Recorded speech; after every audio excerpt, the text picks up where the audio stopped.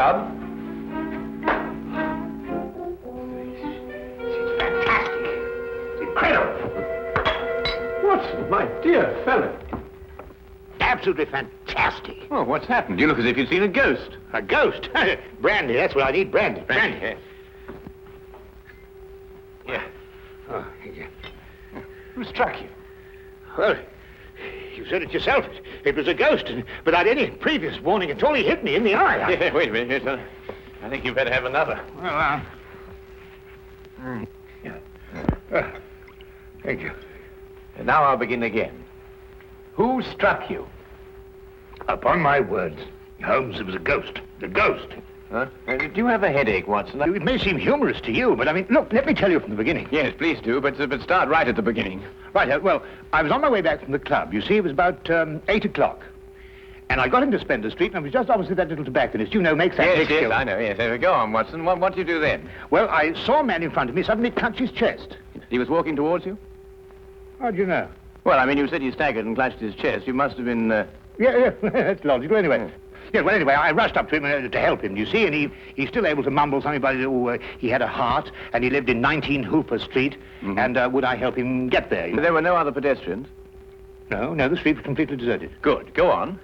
Well, then his landlady let us in, and he was unconscious by that time, so I carried him up to his room, and I laid him out in his bed, and Holmes, he was dead. Now, look here, Holmes, he was absolutely, completely, and utterly dead. I couldn't make a mistake about a thing like that. No, of course you couldn't, old man. No. Go on, then. What happened next? Well, then I told the landlady rather said to me that she'd call the authorities, you see, and I left my name with her just in case, you know, they'd want me. And then, well, I thought it'd be rather more delicate if I left, you see. I mean, he must have relations. Yes, it's quite right, Watson. The most delicate situation. Yeah. What was the man's name? Higgins. Albert Higgins. Uh-huh, I see. And what did you do after you left the house? Well, you see, it had been a bit of an effort, you know, carrying him up like that, so I got down the stairs and popped across the road into a pub and had a pint. And then I started off back to the flat, you see. Well, I just turned the corner into Spencer Street, and there was Higgins, Albert Higgins? Yeah, just face to face with me. He really was large as life. We stood looking at each other for a minute, then he lashed out and hit me in the eye. And then really, Holmes, he vanished. Vanished? Yes, into the blue. Well, he ran away? Well, the street was rather ill-lit, you know, and it took me a minute or two to pull myself together. And then I don't know whether he ran away or not, but he vanished. Well, that's most unusual. Most. Did you speak to this ghost? Well, I may have said, good gracious, Higgins, or by Jove, Higgins, or even good heavens, Higgins. Oh, yes, perfectly natural, Watson. Describe Higgins to me. Well, he's 50-ish. Sandy-haired, medium build. Well, is that all you observed? No characteristics? Well, now, really, Holmes, when I had the chance of examining him on the bed, the most obvious characteristic was he was dead. Yes. Well, how was he dressed? Green tweed suit. What, just wearing a green tweed suit? He must have been wearing something more than that in this weather. Oh, no, he had a big floppy hat and a long overcoat. Ah. Oh, and something else. Yes, I did notice something else. He limped. Aha. And was he carrying a cane? No cane. Well, is there anything else, Watson? Think hard. Oh, yes, I remember something now. What? Yes, the second time I saw him, he was carrying a package. But the first time, he didn't have one. Now this is curious. Very curious. Where are you going, Holmes? Not me. We. I'm in no condition to leave the house. And a morsel of raw beef will immeasurably improve your appearance. And then what? Then we shall do our best to track down the belligerent ghost of Albert Higgins. Fascinating idea, don't you think? Well, the whole thing's been most unnerving, you know. I mean, it knocks the wind out of the chap, yes? Oh, really, no one.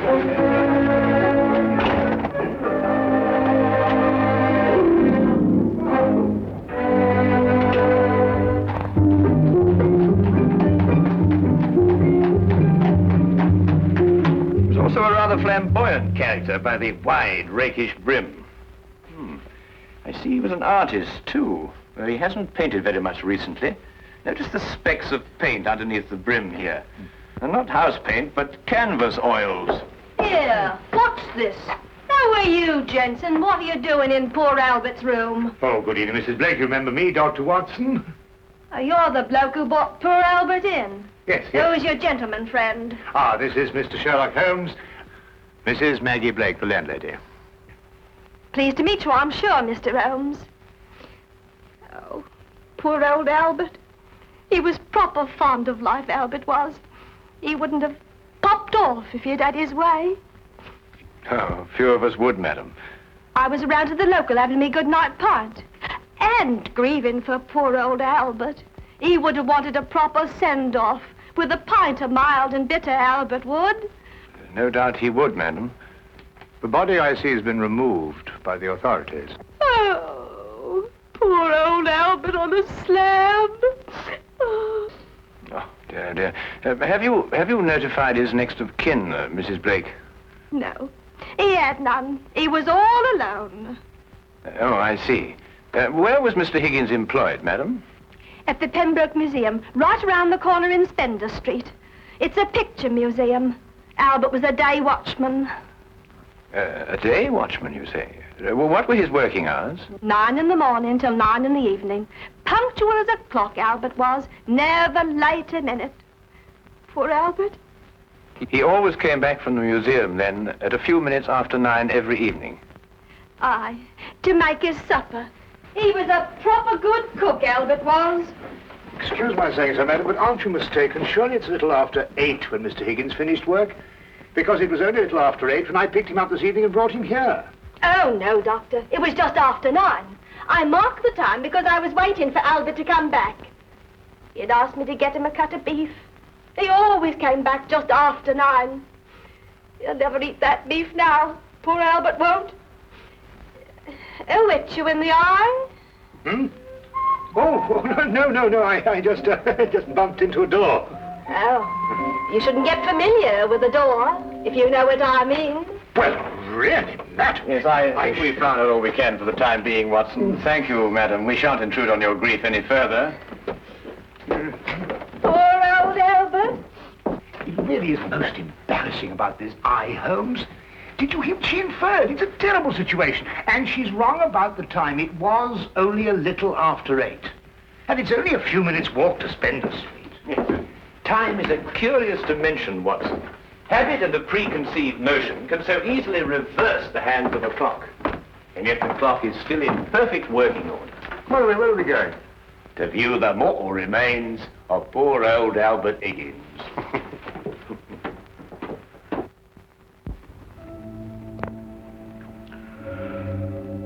Well, there he is, Mr. Holmes. Nice and peaceful, like, eh? Poor chap. See anything, Holmes? Nothing that I haven't already deduced, except that I drew an erroneous conclusion from his hat. He has painted recently, but indoors with his hat off. There are still traces of paint, quite fresh under his fingernails. What does that mean? I haven't the faintest idea. Well, you gents aren't the only ones interested in this dearly departed. Inspector Lestrade of Scotland Yard's looked him over, too. Oh, indeed. Oh, he's still here if you'd like to talk to him. Well, that should be very informative for one or the other, or both of us. I can't understand it, Holmes. I'm absolutely sure this is the man who punched me. I'm positive. But also the one who had the heart attack? Yes, I'm sure of it. One and the same. Well, he's punched his last punch. Where he probably is, they're punching him. Full of holes with pitchforks. Yes, well, I think we've seen and heard enough. Would you like to take us to Inspector Lestrade now, please?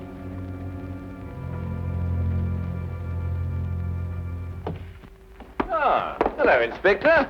Oh, Mr. Holmes, I'm surprised to see you here.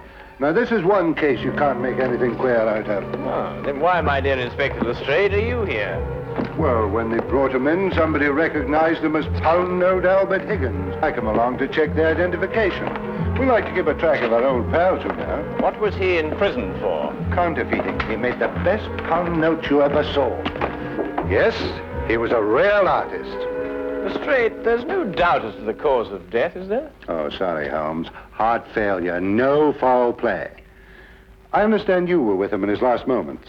Yes, I was with him on the street when he had the attack, and I took him home. There's nothing you could do, I suppose. Nothing. He was dead before I had a chance to do anything. By the way, what time was he brought in? Oh, let me see now. It would be about, yes, here we are. 9:45. Higgins' landlady notified Constable Smithers at 9:30. Smithers had them remove the body in a matter of minutes. Inspector, are you sure it was 9:30 and not 8:30? No, 9:30. It's right here in Smithers' report. Why? Oh, no, it's nothing at all. You're quite sure, Lestrade, nothing more to this than a simple case of natural causes? Ah, no, there's no mystery at all. No mystery, Mr. Holmes. Hey, what happened to your eye, Dr. Watson? Oh, I bumped into a door. A door? Oh, well, that's a new one anyway. Was it a pretty door? No, really, Lestrade. That's all right, Watson. I won't tell a soul. Well, really, this is insufferable, Holmes. Nobody believes me. Well, why did you tell them the truth? What, that I was punched by a ghost? Yes, I see what you mean. We may have to take on this case anyway, if only to protect your honor and reputation. Well, it's intolerable, Holmes. Absolutely intolerable.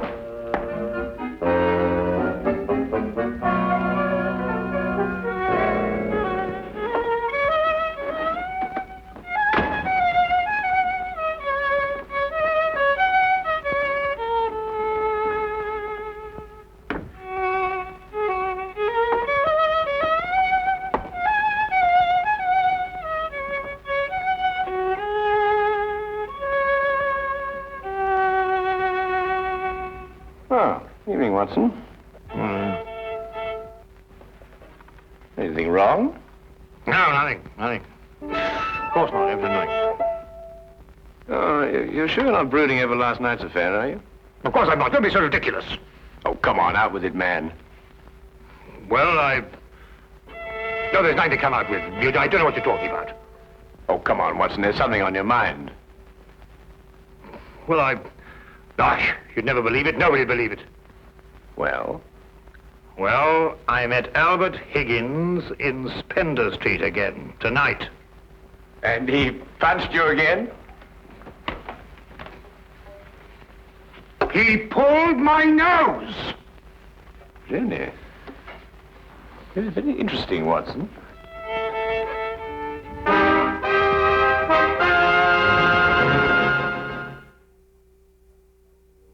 My dear Watson, calm yourself. Look here, Holmes, this whole Higgins affair's gone too far. First of all, last night and now tonight. Calm yourself, Watson, and relate. Everything hangs on this second encounter. Well, it occurred just as it had last night. I was on my way back from the club and I'd reached Spender Street. It was a few minutes ago, as a matter of fact, just after 9 o'clock. I'd stayed rather later in the club than usual. There was a chap from Afghanistan. He was awfully interesting. Yes, Watson. Get on with his story. Well, I was rather preoccupied, as you know. This affair's cut me up, rather, and although I may not show it. Anyway, I was walking along. I suddenly looked up, and there was the pedestrian, a man a few feet from me. Walking towards you? Well, yes. Of course, I didn't recognize him straight away for, you-know-who. Anyway, I sidestepped him past, and he sidestepped to let me pass, and then we sort of zigzagged about a bit, you know what it is on the street, and ended up by bumping into each other. Now, that's when you recognized Albert Higgins? But it was Higgins. I couldn't be mistaken. Good heavens, man, I know him like my own brother. Dressed as he was last night? Exactly. And what did he do then? Well, as I told you, then he put out his hand, and he... Well, yes, we'll go into that. And then he was gone, vanished. Capital, Watson, capital. Everything begins to fall into place. Now, there's one more question. Was he carrying a package? Well, yes, he was, just like last time. I say, Holmes, do you believe, What? Supernatural? Ghosts, do you mean? Sounds silly, I know, but, Higgins did die of a heart attack. There was no foul play. No foul play? Why, the whole affair reeks of foul play. I can tell you, Watson, I haven't been idle today. Do you know that the Pembroke Museum is showing a collection of paintings on loan from the Italian government, and that included amongst those paintings is Leonardo da Vinci's Moonlight Madonna? Well, I did read something about it in the paper. What's that got to do with Albert Higgins? Well, we must now pay a visit to the good inspector and inform him that if the ghost of Albert Higgins hadn't struck you in the eye... And pulled my nose. And pulled your nose, I would never have suspected the Moonlight Madonna would be stolen from the museum. What? Well, it's quite obvious, isn't it? Well, of course.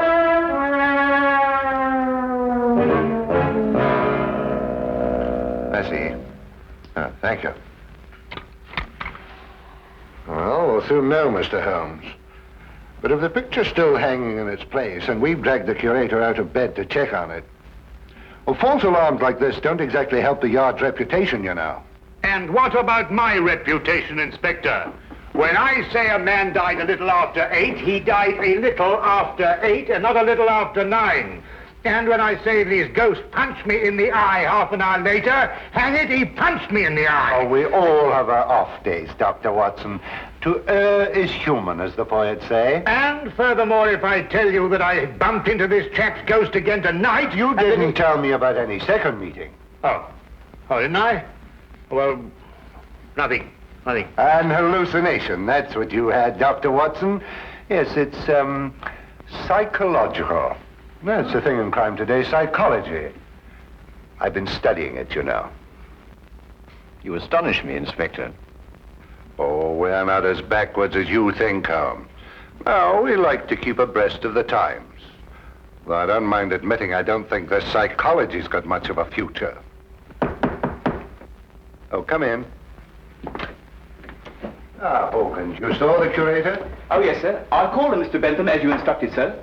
He was quite excited when I told him this picture called the Moonlight Madonna had been stolen. And so we rushed around the corner to the museum. And? Well, sir, the picture was there, hanging in its proper place. Good night, sir.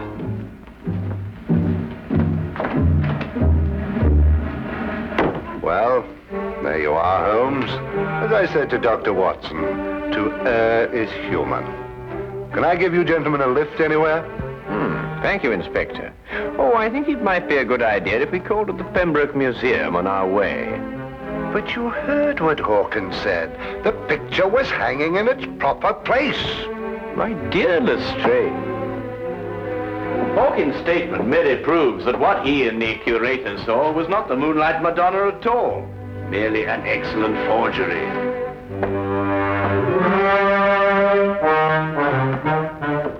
What's he talking about?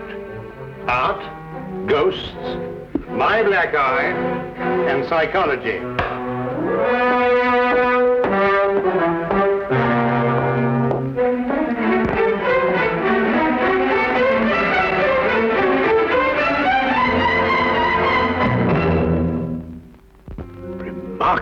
Remarkable.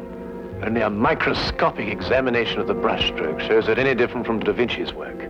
Of course, if you still have any doubts, a chemical analysis of the paint mixtures will prove them to be of modern manufacture. No. You've quite convinced me, Mr. Holmes. An analysis is necessary.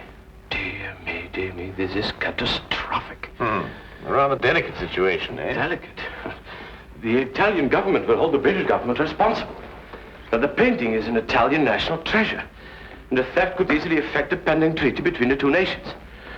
Mr. Holmes, you must find the original before the Italians learn the painting's been stolen. The British government will hold me responsible. And the Yard will hold me responsible. The most priceless of the lot, too. Yes, naturally. Well, we know who stole the painting and substituted a forgery, Higgins. All we've got to do now is find out where he hid it. What time did you leave the museum, Mr. Benson? Well, a few minutes before 9. Higgins was still on duty. You're quite sure it was Higgins? I'm certain, Mr. Holmes. I chatted with him for a few moments, and I couldn't have mistaken his voice. And the night watchman relieved him at 9. Well, you heard him say that, Mr. Holmes, and that he had a package with him when he left. The night watchman swears up hill and down dale it was Higgins, all right. Well, the matter seems to resolve itself very nicely, doesn't it? Dr. Watson was punched by Higgins a few minutes after 9. The night watchman saw him leave at 9, and you spoke to him a few minutes before 9. Look, Holmes, why don't you and Dr. Watson go home and have a good night's rest? From now on, it's nothing but plain, ordinary, simple police work. Nothing you could use a magnifying glass on. True. True, Inspector. Well, good evening, gentlemen. Yes, well, good night, gentlemen.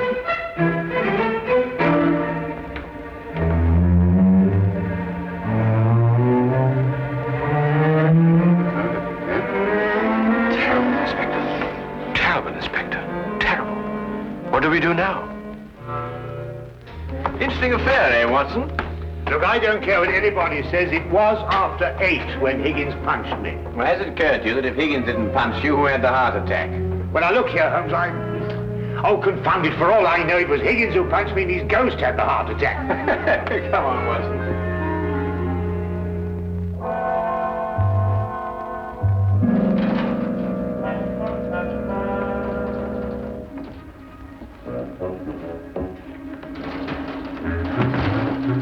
We might have the common decency to tell me what we're breaking into. Shh, whisper. Well, I am whispering. Oh, now, quiet, Watson. Look here, we broke into the rear of the museum because if so, Holmes, really, I don't know what's going to happen to us.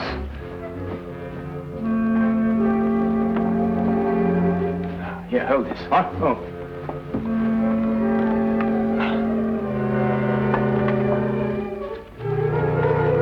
Holmes, this is sheer vandalism. Yes, well, then there must be a bit of a vandal in us all. Holmes, what are you doing? This is wanton destruction. I've never seen anything like this in my life. I forbid you to. I didn't know this side to your character, Holmes. I'm shocked. Ah, just as I thought. Look, Watson. Good heavens, but Moonlight Madonna. Yes, ingenious, isn't it? And yet, what could be simpler than to attach it to the back of an old mother painting? How on earth did you work that out? Well, I just asked myself where I would hide a stolen canvas. Holmes, have you gone mad? No. We're just to wait events. I don't think we should have to wait very long.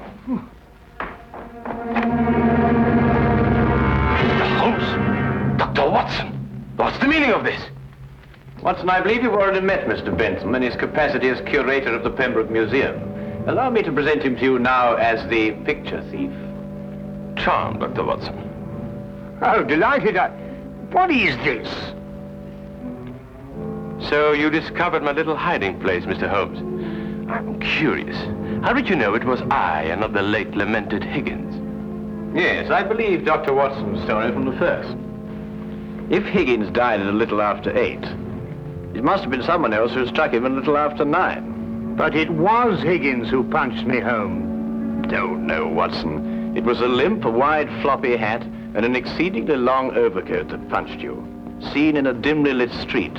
A psychological misidentification, as the good inspector would call it. The night watchman was also a victim of the same illusion. And what about the landlady?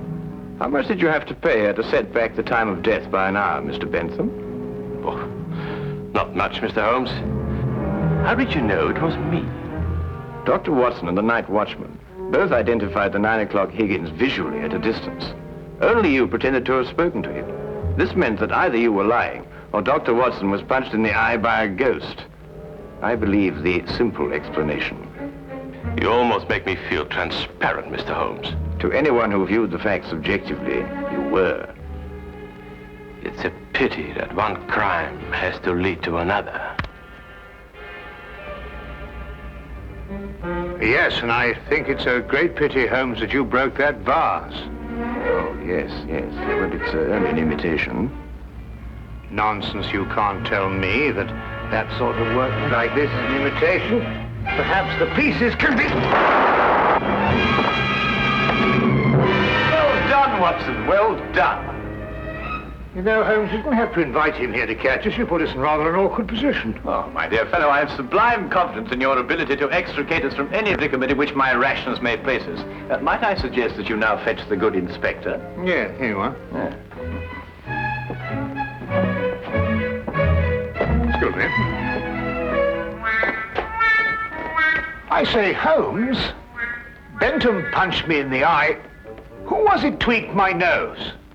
Well, my dear old chap, it was absolutely imperative that I make certain that the limp, the hat, and the coat were really capable of fooling you. You? Yes, I regret to say I not only tweaked your nose, but I also pulled your leg.